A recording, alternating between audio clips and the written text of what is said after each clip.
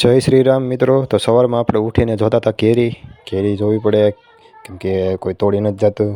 આપણે કેરી જોઈ પછી બનાવવાનો તો મોહનથાળમાં પપ્પાએ કીધું હતું, એટલે પછી ગયા માવો લેવા. પછી માવો આવીને આપણે ચાખી લીધો માવો, કેમ કે ચાખવો પડે માવો ખરાબ છે કે સારો.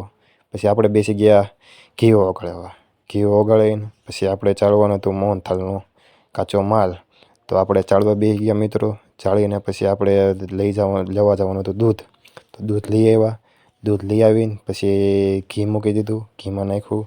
ઘીમાં નાખીને પછી કાચો માલ આપણે જે સાળ્યો હતો એ એમાં નાખી દીધો.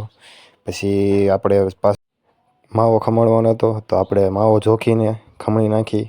તો પહેલાં માવો જોખી લીધો, પછી આપણે બેસી ગયા ખમણવા બેસીને ભાગ્યા બહાર.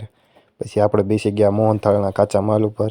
જોઈ શકો છો ભઠ્ઠી ઉપર બેસીને આપણે થોડીક વાર 2-3 હલાવ્યું. પછી નાખી દીધો માવો નાખીને પછી આપણે મૂકવાની હતી ચાસણી. તો માવો નાખી દીધો, પછી થોડીક વાર હલાવવું પડે. પછી આપણે મૂકી દીધી પછી ચાસણી મૂકીને પછી થોડી 10-15 મિનિટ ઉકળવા દેવી પડે. પછી ચાસણી મૂકી દીધી. આ જોઈ શકો કાચો માલનો મિત્રો. પછી આપણે નાખી દીધી ચાસણી મોહનથાળમાં અને બની ગયો મોહનથાળ. તો લાઈક, શેર, સબસ્ક્રાઈબ પ્લીઝ.